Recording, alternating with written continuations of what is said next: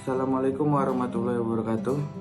Saya Muhammad Farid Diwani, mahasiswa UMT PKUB kelas B dengan nomor NIM 19612010606. Saya akan mempresentasikan tentang manajemen konflik dan negosiasi dengan dosen pengampu Ibu Neng Yuliana SEMM. Konflik menurut Putnam dan Poele pada tahun 1987, konflik sebagai interaksi dari orang-orang yang saling bergantung dan merasakan adanya pertentangan pendapat, tujuan, sasaran, dan nilai. Sifat konflik ada dua. Konflik dapat bersifat destruktif, menghancurkan hubungan kerja, dan produktif, dorongan untuk perubahan organisasi. Pandangan tentang konflik dibagi menjadi tiga. Yang pertama itu pandangan tradisional, keyakinan bahwa semua konflik harus dihindari.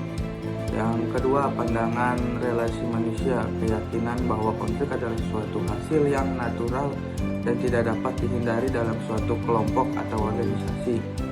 Yang ketiga pandangan interaksionis, keyakinan bahwa konflik tidak hanya kekuatan positif dalam suatu keluarga atau orang, tetapi sangat diperlukan bagi keluarga untuk berkinerja secara efektif.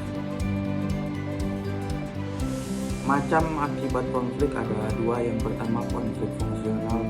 Konflik yang menimbulkan akibat positif meningkatkan kreativitas, semangat kerja, pengambilan keputusan akan lebih baik, berusaha untuk mencari pendekatan baru, memperjelas pandangan masing-masing individu. Yang kedua konflik disfungsional atau destruktif. Konflik yang menimbulkan akibat negatif, menimbulkan kecemasan pada diri individu, meningkatkan ketegangan dalam berhubungan dengan individu lain, menimbulkan rasa tidak percaya dan curiga. Individu cenderung hanya memperhatikan kebutuhan pribadi, adanya penolakan dalam bekerja sama. Gaya penyelesaian konflik ada 4. Yang pertama gaya penghindaran, yang kedua gaya akomodasi, yang ketiga gaya kompetisi, yang keempat gaya kompromi. Gaya penghindaran itu adalah tidak memperhatikan kebutuhan diri sendiri atau kebutuhan orang lain. Gaya akomodasi adalah menekankan kebutuhan satu orang dengan mengorbankan kebutuhan orang lain. Gaya kompetisi, upaya mendapatkan apa diri kita yang inginkan tetapi mengorbankan kebutuhan orang lain. Gaya kompromi, berkolaborasi untuk menyelesaikan konflik. Negosiasi.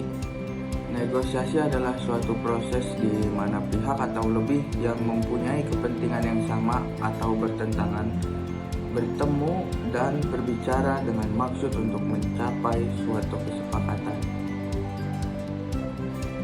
Karakteristik negosiasi. Karakteristik negosiasi itu ada 6. Yang pertama senantiasa melibatkan orang lain. Yang kedua memiliki ancaman yang mengandung konflik. Yang ketiga menggunakan cara pertukaran. Yang keempat berbentuk tatap muka. Yang kelima menyangkut hal yang berhubungan di masa depan. Yang terakhir, yang keenam, berakhir dengan kesepakatan kedua belah pihak. Prinsip negosiasi ada 4. Yang pertama itu trust, openness, responsible, interdependence. Yang trust itu adalah percaya, saling percaya antara satu dengan yang lain, dan openness itu terbuka, jangan ada yang ditutup-tutupi saat melakukan negosiasi.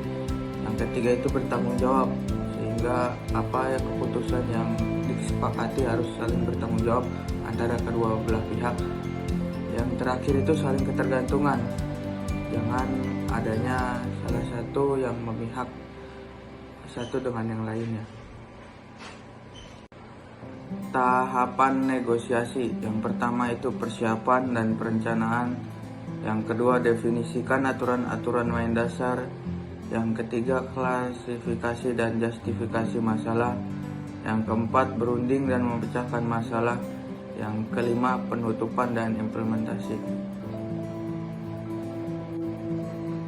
Strategi penanganan konflik dalam negosiasi.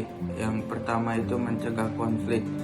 bisa dilakukan dengan komunikasi yang terbuka, mengenali kebutuhan lawan, merespon kebutuhan timbal balik. Yang kedua, menangani konflik. Konfrontasi dapat digunakan untuk mengendalikan konflik dan mencegah memburuknya konflik yang muncul selama negosiasi. Yang ketiga itu penangguhan. Penangguhan dapat memberikan kesempatan jeda dalam negosiasi. Sekian presentasi dari saya, kurang lebihnya mohon maaf. Wassalamualaikum warahmatullahi wabarakatuh.